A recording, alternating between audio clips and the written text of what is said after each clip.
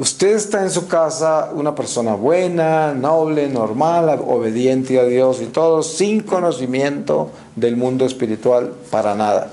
Entonces ustedes son de los que no se cuida de las cosas que compra, de las cosas que lee, de las cosas que ve en televisión o en las redes sociales, no se cuida de nada, que es una persona abierta a mirar todo, a oír todo, a comprar todo, y resulta que los espíritus del mal utilizan aeropuertos.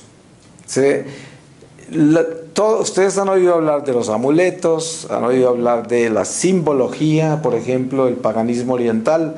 Dentro del hinduismo que existen los mandalas, existen cuadros con chakras y una cantidad de cosas por el estilo que no son demoníacas, pero son paganismo. El paganismo es una adoración a deidades que son dioses falsos que al final terminan siendo espíritus caídos. Entonces, los paganos no saben y por lo tanto ellos son inocentes de eso.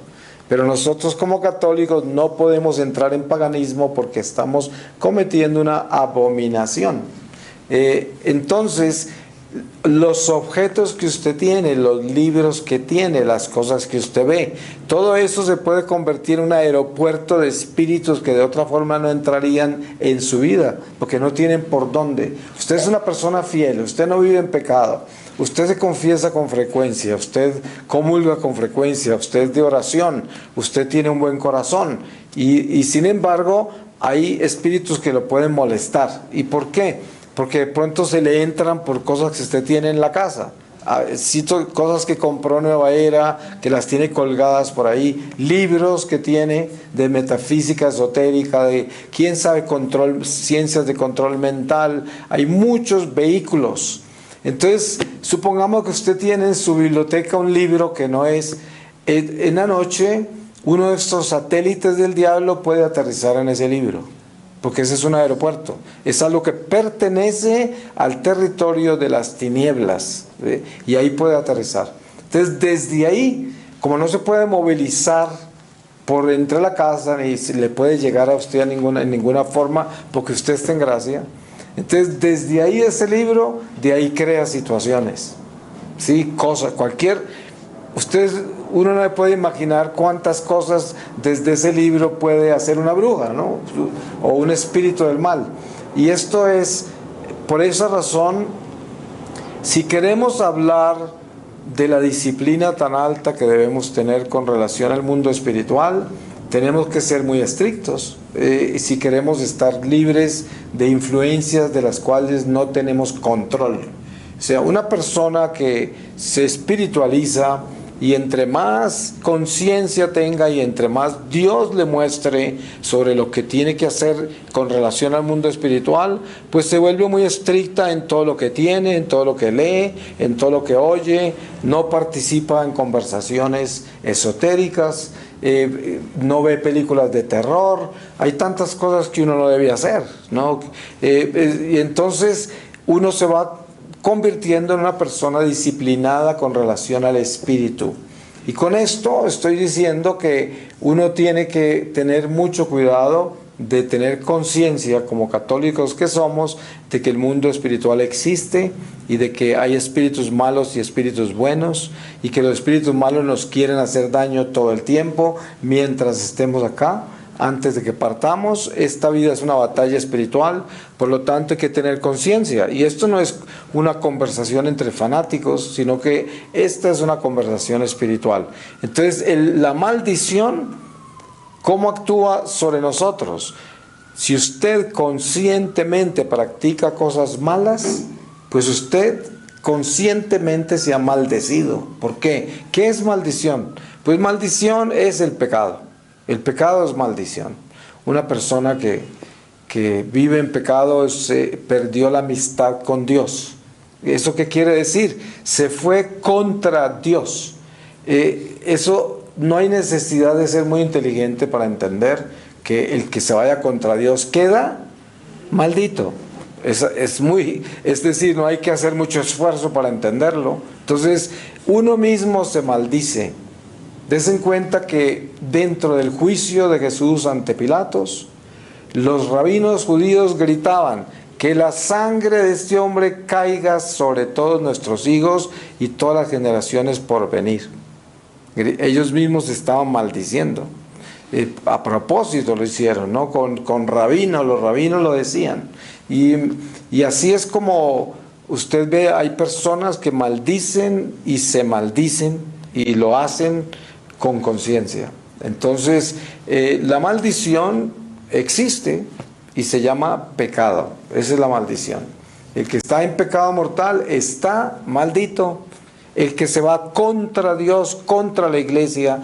Miren, estas personas que se van contra la iglesia tal y como está establecida, contra las leyes de Dios. Ustedes han visto con qué facilidad hoy hay tanta gente que se ha ido contra el Papa, por ejemplo.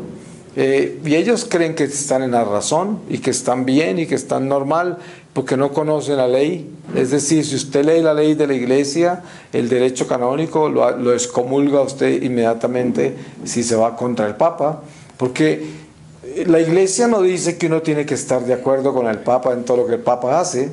Eso no es pecado no estar de acuerdo, pero sí es pecado estar contra él y declararlo antipapa, demonio. Eso ya es un pecado muy grave, ¿no?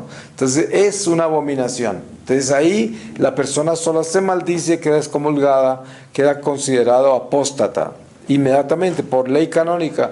No, la iglesia no necesita decirle a usted eso, usted quedó convertido en eso. Entonces el que comete un pecado mortal, la iglesia no necesita decirle estás en un estado de maldición. No, usted por el pecado mortal perdió la amistad con Dios, la perdió. Entonces si la perdió, pues usted está en pecado mortal y en ese momento se encuentra en graves problemas con Dios, porque es tan delicado todo.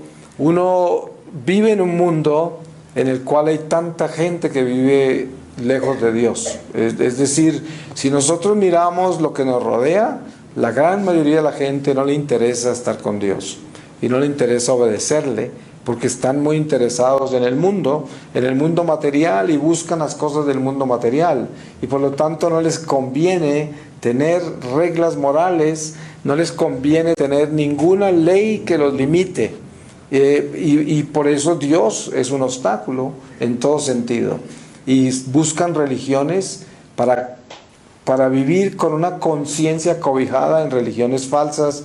¿Han visto ustedes gente que es católica y se divorcia y entonces se une con otra persona y tienen una unión libre en pecado mortal? La iglesia católica no los va a aceptar, entonces se van a una secta donde los aceptan y se inventan una nueva religión.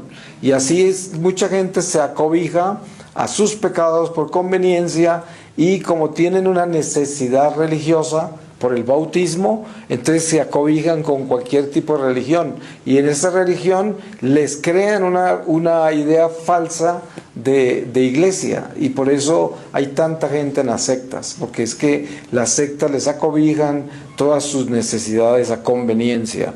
Eso es un engaño que la gente sabe que está engañada y que si se muere así, el problema es gravísimo y lo saben, pero nunca lo van a admitir porque están acomodados al mundo temporal, a la vida temporal, porque no ven más allá de esta vida, no la ven o no la quieren ver, porque en realidad el bautismo nos da la luz para mirar, para trascender el mundo temporal. Sin embargo, la mayoría de la gente se hace la ciega sobre eso. Entonces, maldiciones intergeneracionales no existen. Hay mucho ministerio de eso, que sanación intergeneracional. Eso es mentiras, porque eso primero tiene origen protestante, que eso nació con los anglicanos en África. Y segundo, la iglesia lo ha condenado 1.000.000 de veces y eso no es teología católica, porque si eso fuera cierto, entonces eso invalida el bautismo. ¿Es el bautismo qué es? O sea, usted cuando lo bautizaron, ¿no lo exorcizaron y no lo libraron del pecado original y de los ancestros? Entonces se estaría negando la realidad del bautismo. Ahora, se niega la confesión. Porque cuando nos confesamos y la iglesia nos absuelve de todos nuestros pecados, quedamos libres y en paz con Dios. ¿Acaso saldría uno del confesionario cargando una maldición? de mi abuelo o de mi abuela, después de confesarme y que fui absuelto de todos mis pecados? ¿Cómo puedo llevar yo los pecados de mi abuelo si me acaban de absolver? Esa es una herejía, o sea, eso no es teología católica. Entonces a uno no lo tienen que desencadenar de lo que hicieron los antepasados. Los sacramentos nos desencadenan. Es muy sencillo.